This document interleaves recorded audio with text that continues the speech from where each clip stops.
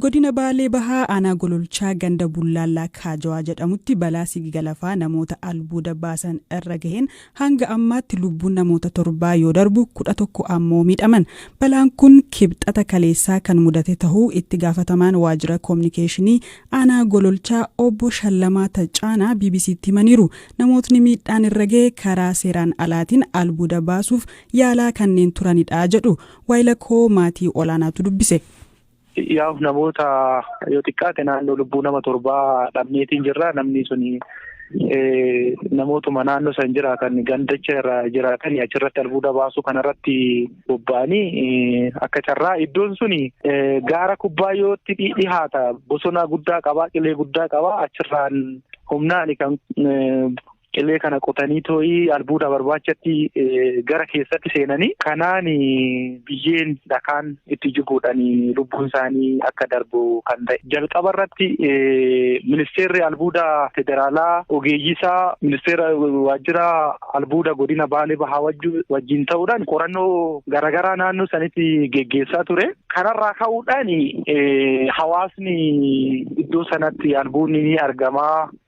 Gosa albuudaa garaagaraatu jira jechuudhaan iddoo sanitti beekamtii aanaatiin ala beekamtii godinaatiin ala hayyama tokko malee hojii albuuda baasu san irratti gareedhaan wal gurmeessanii achirratti kan hojii sana irratti bobba'anii. Namooti lubbuun darbe namoota 7 namni kaan immoo miidhaan kan irra gahe namoota meeqa namoonni kun immoo eessatti yaalamaa jiru? Namoonni 6 battalumatti achumatti du'anii namni tokko immoo yaalarra osoo deemuu gara mana yaalaa osoo deemanii jiranii daandiidhaan osoo baadiyyaadhaa bahaa jiranii daandii irratti lubbuun isaa darbe. Yeroo ammaa kana immoo namoonni 11 ta'u hospitaala Jaarraa fi Ginneeritti yaalamaatiin jiran. Albuuda kana achi maali? Albuuda achi baasan maali? Maqaan albuudaa kana dura baasanii beeku? Albuudni kana dura bahee hin jiru. Nuti akka aanattis albuuda bahee kan hagammaatti bahee jedhamee too'ii ogeessan mirkanaa'ee beekamtii qabu kan hin jirre ta'uu isaati. Haa ta'uutii albuudni hin jira odeeffannoo jedhuun qorannoo naannoo sanitti geggeeffamaa tureeni. Namni naannoo sanitti irratti bobba'ee hojii kana irratti bobba'ee balaa kanaaf saaxilame malee albuudni ammatti iddoo sanaaf bahee kanatu bahee jennee maqaa dhoofnee dubbachuu dandeenyu kan hin jirre ta'uu isaati.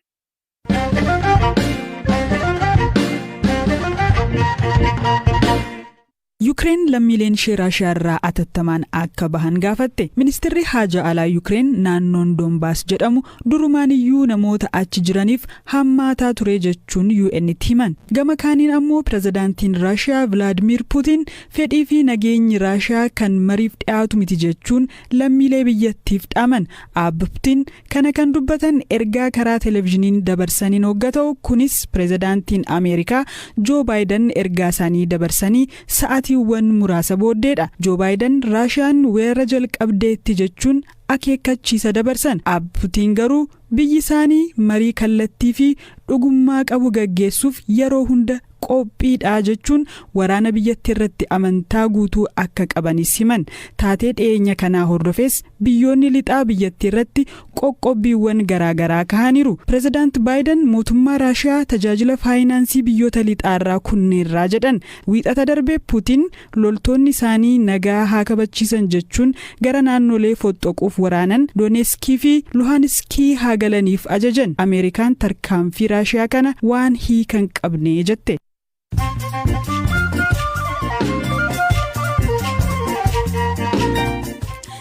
Qabxii qormaata biyyaalessaa kutaa 12ffaa kan bara 2013 yeroo idileen addatti kenname ifa tahuu dhaabbanni barnootaa fi qormaata Itoophiyaa hime.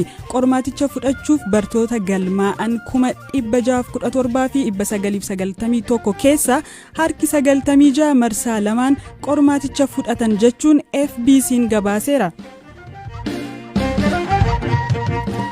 Waajjirri dhimma alaa Ameerikaa haleellaawwan humnootii TPLF naannoo Amaaraa keessatti raawwataniiru jedhamee yaaddessoodha jedhe.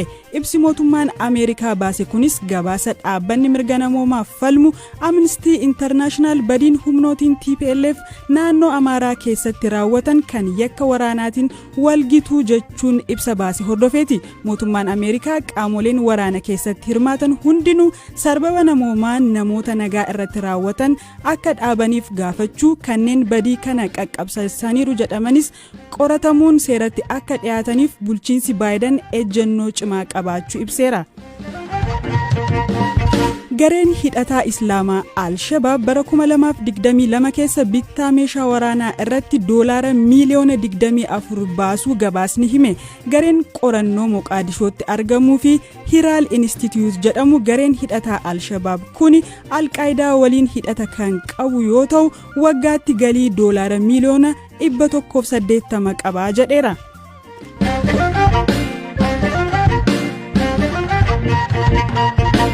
Odeessa biraattiin darba manneen hidhaa Saawud Arabiyaatti lammiileen Itoophiyaa kumaatamaan lakkaa'aman dararaa hamaa keessa jiraachuu erga himachuu eegalanii bubbulaniiru. BBC'n Afaan Oromoos irra deddeebiin gabaasota garaagaraa kan hojjete yoo ta'u viidiyoon mana hidhaa biyyattii tokko keessaa waraabamee dhiyeenyatti nuuf ergames namoonni reebichaan qaamni isaanii madaa'e agarsiisa. Haa ta'u malee ammallee dargaggoonni hedduun imala hamaa fi lubbuuf sodaachisaa ta'e kanarraa hin deebine. Imala kanaan kaan gammoojjii keessatti lubbuun isaanii yoo darbu kaan ammoo biyya waraanaan goolamte Yemen keessatti dararamu. Kanneen keessaa lammiileen dhibbaan lakkaa'aman wayita daangaa Saawud Arabiyaa seenuuf jedhan qabamanii mana hidhaatti dararamaa jiran ergaa birmannaa kana nuuf erganiiru. Hussein Belto Korkorroo jedhama godina Baalee Baattiin dhalatee mana hidhaa Saawud Arabiyaa godina Naajiran mana hidhaa Sijin Ammii jedhamu hambara lamarraan bilbile. Saawud Arabiyaa daangaa irratti qabamne Saawud Arabiyaa odoo ol seenaa jirru biyya Yamanii fi daangaa huduuda Yamanii fi Saawudii jechuudha. Nun amma namni mana hidhaa kana keessatti argamu nama 398 mana silaa gartee nama 150 caalaa itti hidhamuun hin malle keessatti nama 398 kanaan hidhamnee jirra. Mootummaa kanallee poolisoota gizee baay'ee gaafatanii waan kanallee nurraa jijjiira haala namummaatti hin jirru waan kana gartee akka dhaamtanu gootanii nurraa jijjiira jennaani nutu duraan biyya sana dhufaa isiniin je'ee nu jaanii nu arrabsanii irratti osoo sila dhaamtanuu dabarsitanii gartee imbaasiin Itoophiyaa kan Saawud Arabiyaa jirus baay'ee isaanitti argachuudhaaf kanaa turre hin dandeenye baay'ee akkuma jabduu keessa jirra fakkeenyaaf akka namummaatti jiraatutti jirru.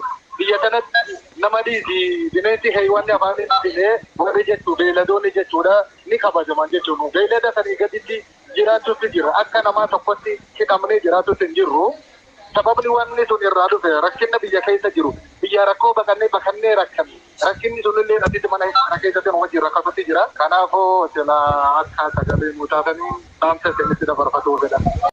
Dhimma kana irratti mootummaan Saawud Arabiyaa deebii akka nuu kennu irra deddeebiin yaallus hin milkaa'in hafneerra. Mootummaan Itoophiyaa Abiy Ahmed Ministeerri muummee Itoophiyaa Abiy Ahmed guyyaa kibxataa paarlaamaa biyyattiitti dhiyaachuun ibsa laataniin gareen waan kana irratti hojjetu hundaa'ee jira jechuun dhimmicha qulqulleessinee adeemsaan kan sirreessinu tahaa jechuun dubbataniiru.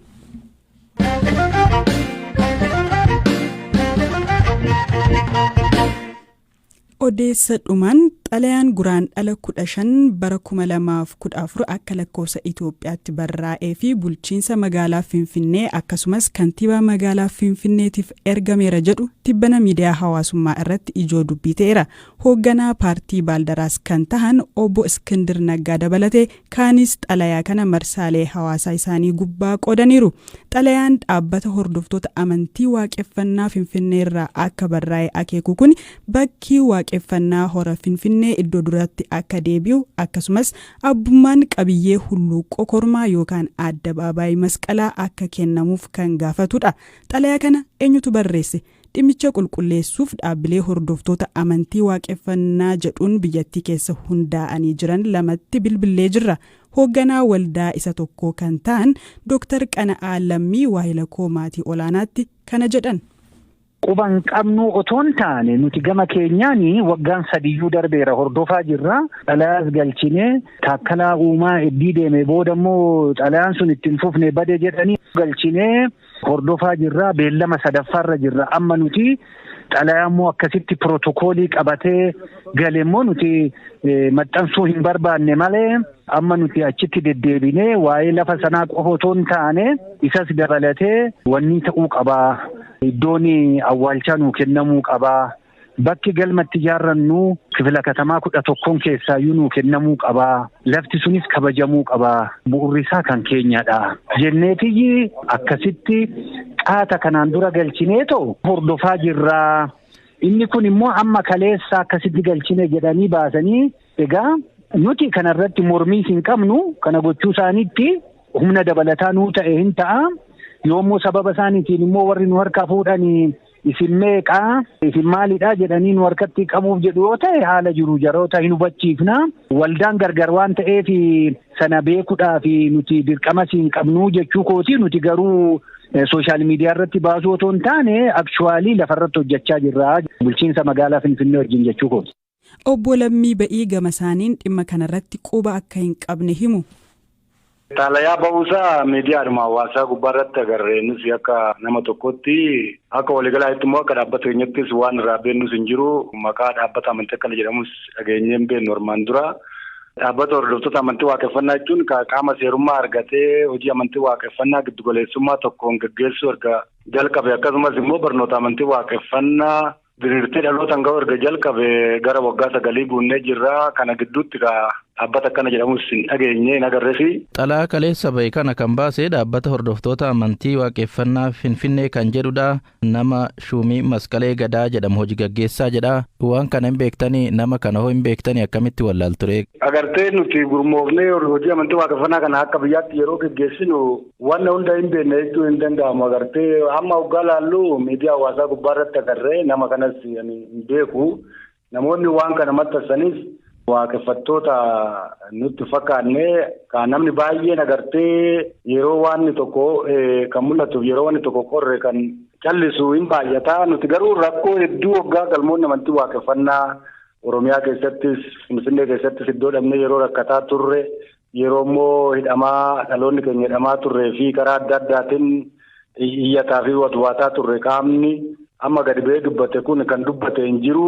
Dhimma immoo lukkoo kormaa yookaan immoo masqala addabaabee jedhamu kana nuti dirrees gaafannee hin beeknu. Malkaan Oromootiif tulluun Oromoo ulfoon Oromoo akka kabajamu akka waliigalaatti akka Oromoo tokkottis akka hordofaa amantii tokkottis abbummaan akkuma jirutti haa kabajamu akkuma jennutti ta'ee kan gaafataa jiru nuti iddoo galma amantii waaqeffannaati. Iddoo itti waaqeffannuu hin dhabne bardirree dhiisii galma dhabne amma barnu namni tokko jiraachuudhaaf amantiin tokko jiraachuudhaaf dursa galma itti amantii waaqeffannaa geggeeffatu san qabaachuu qaba. Gaaddisa waaqeffattoonni itti ol ga'an qabaachuu qaba.